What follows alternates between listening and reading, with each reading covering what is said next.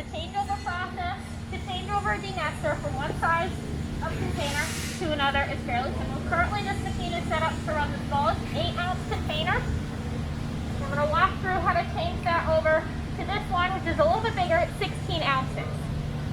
So what we're going to do to change this over,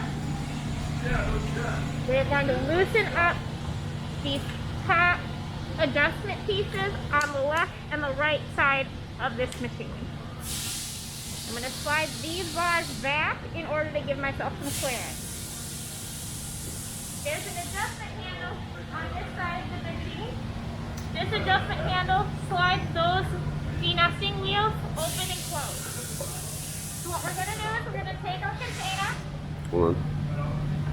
and we're going to turn clockwise in order to loosen these up. And we want this container to be able to fit in this wheel while still being able to move loosely. We don't want this super tight. So I've got it fairly close. I'm going to drop it in from the top.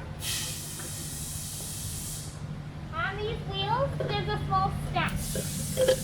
There's a step on here, and on the top face of it, it's kind of flat to where the container can drop in. So what we want to do is we want to take the container that's now within the drops on the top of the wheels.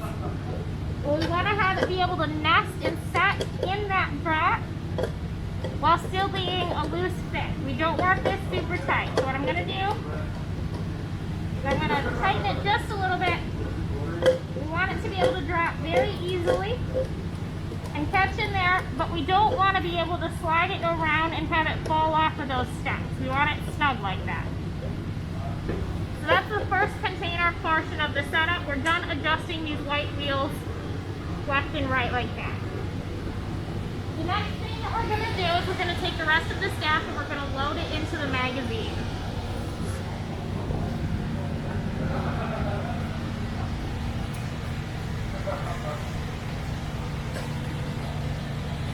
So I'm going to load this into the top of the magazine, and we're going to adjust these forward-backward bars first.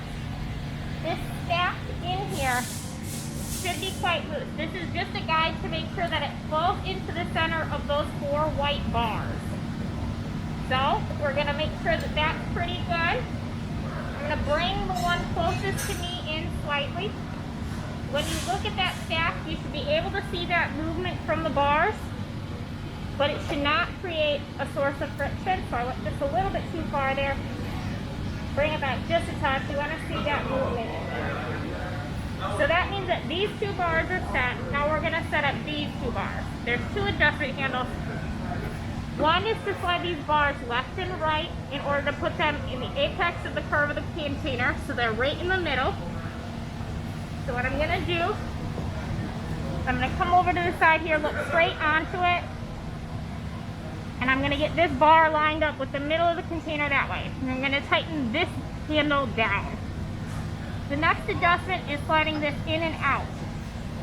So we're going to make sure that that stack is fairly straight up and down. And we're going to bring this bar in, and we're going to tighten it down. We're going to then repeat the process on the other side with the other bar. So make sure that it's centered left and right. Tighten that down, and then bring this bar in. You still want it to be loose. So we don't want to cause any friction because these bars are hanging onto that container stack. So what we're going to do is I'm going to bring them just a little bit further in. And as you can see, we've still got some slack in there. They can still move around, but they're contained in their stack.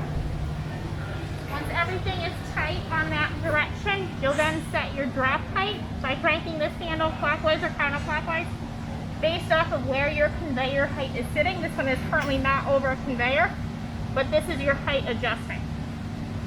After that, these containers are completely set to go, and you're ready to run these containers. The next thing that we'll do is I'll start off with a slow speed around 20, and that's just to make sure that I've got everything set up. And as you can see, these containers are dropping. They're functioning properly. They're nesting in there nicely.